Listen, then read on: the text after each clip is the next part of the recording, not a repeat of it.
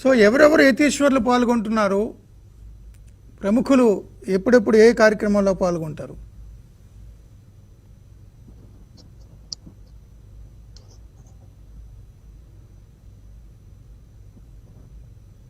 బంగారేశ్వరం గారు, నా వాయిస్ వినిపించిందా? ఇప్పుడు వినిపిస్తోందండి.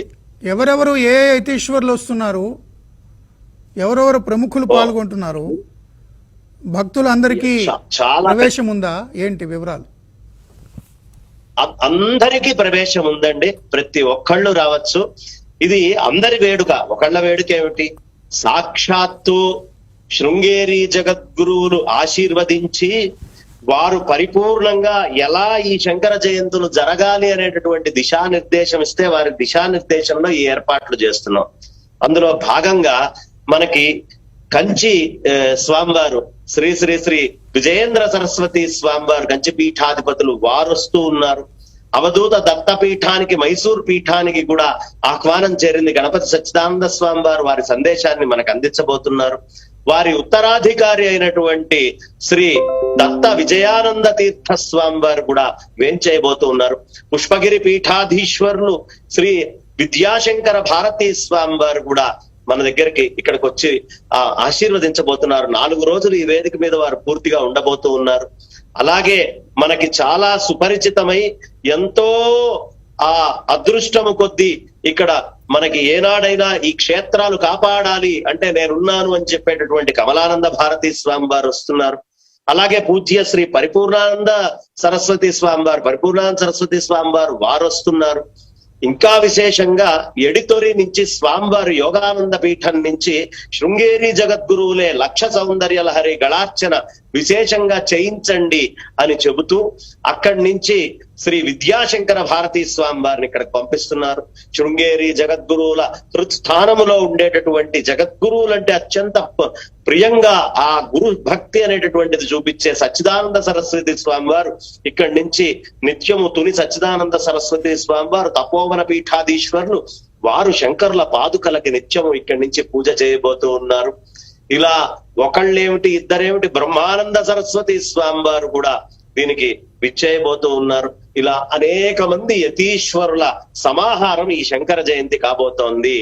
ఈ శంకర జయంతిని మాకు చక్కగా నిజంగా అద్భుతంగా దీన్ని మన ఛానల్ నుంచి ప్రసారం చేద్దామండి అని మా బిఆర్ నాయుడు గారు వారు ధైర్యంగా మీరు ముందరికి వెళ్ళండి, చక్కటి కార్యక్రమాలకి మేము ఎప్పుడూ ముందుంటాం, ఈ హిందూ ధర్మము అనేటటువంటిది పరిరక్షించడంలో మేము అగ్రప్రాత్రని ఎప్పుడూ తీసుకుంటాము అని చెప్పి వారు చక్కగా మాకు చెప్పడము.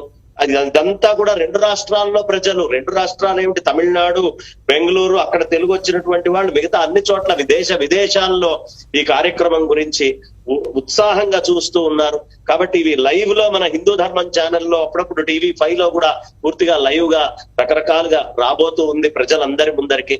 ఇక ప్రవచనకర్తల విషయానికి వస్తే మనకి తెలియనటువంటి ప్రవచనకర్తలు ఎవరు ఎలాంటి వాళ్ళు వస్తున్నారయ్యా అంటే బ్రహ్మశ్రీ గరికపాటి నరసింహారావు గారు ఈ మధ్య పద్మశ్రీ అవార్డు గ్రహీతలుగా వారు, బ్రహ్మశ్రీ మాడుగుల నాగపణి శర్మ గారు ద్విసహస్రావధాని వారు వస్తున్నారు.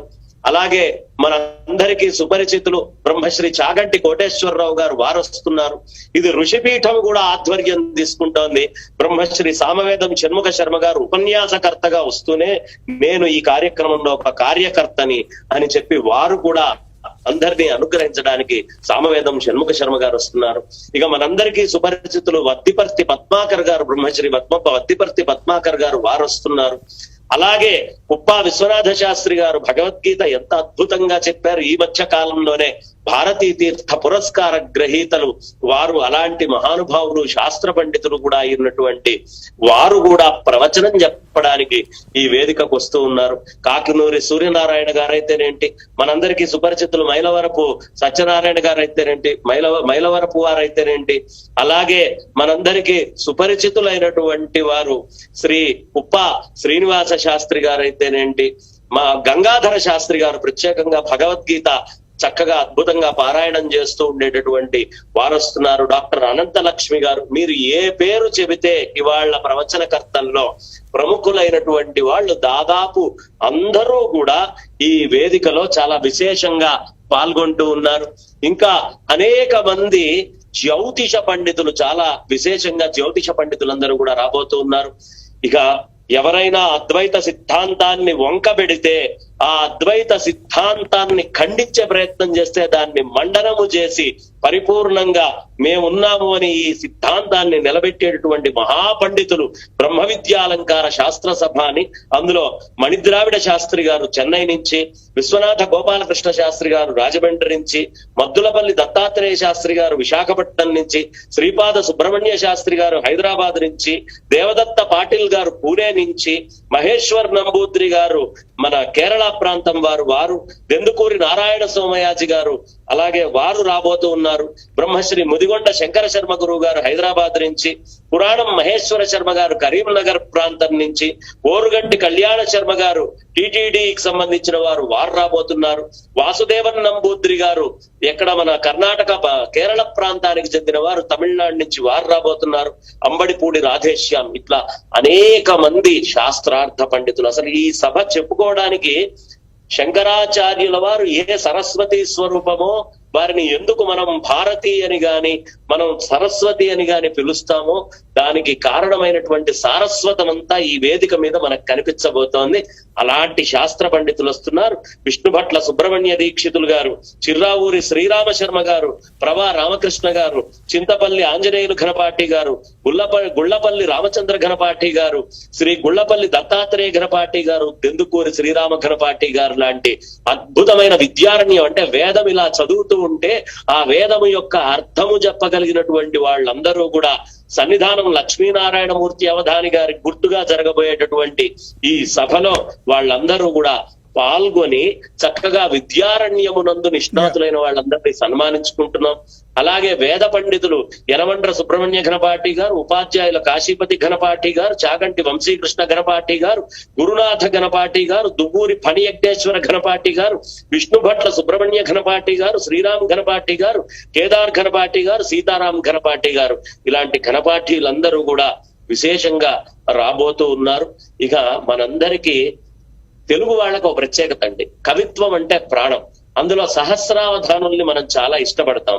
అలాంటి సహస్రావధానుల్లో మాడుగుల నాగఫణి శర్మ గారు ద్విసహస్రావధాని, వారి అధ్యక్షతన పద్మశ్రీ అవార్డు గ్రహీతలైన గర్గపాటి వారు ఒక 2 శ్లోకాలు అద్భుతమైన సాగర ఘోషలోవి, శంకర విజయానికి సంబంధించినవి వారు రాసిన కావ్యంలోవి వారు చెబుతూ ఉంటే, బ్రహ్మశ్రీ మేడసాని మోహన్ గారు పంచసహస్రావధాని వారు, బ్రహ్మశ్రీ కడిమెల్ల వరప్రసాద్ గారు గురు సహస్రావధాని వారు, కోటా వెంకట లక్ష్మీ నరసింహం గారు యుగళ సహస్రావధాని వారు, రాంభట్ల పార్వతీ శర్మ గారు శతావధాని వారు, గండ్లూరి దత్తాత్రేయ శర్మ గారు శతావధాని, అలాగే పాలపర్తి శ్యామలానంద ప్రసాద్ గారు అచ్చ తెలుగు అవధాని వారు, ధూళిపాళ మహదేవమణి గారు అష్టావధాని వారు అష్టావధాని అవటమే కాకుండా చాలా మంది ఆడవాళ్ళని అష్టావధానంలోకి తెచ్చినటువంటి మహానుభావులు. అయాచితం నటేశ్వర శర్మ గారు శతావధాని, అష్టకాల నృసింహరామ శర్మ గారు అష్టావధాని, అట్లాగే జొన్నవిత్తుల రామలింగేశ్వరరావు గారు తెలుగు వేద కవి.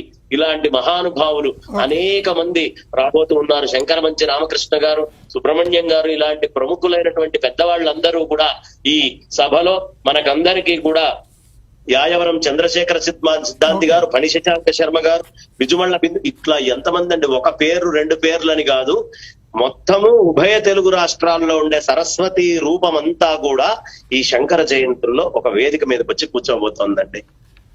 సో అద్వైతము ఈ 10 రోజుల పాటు కొలువు తీరినట్టుగా భావించాల్సి ఉంటుంది మనం.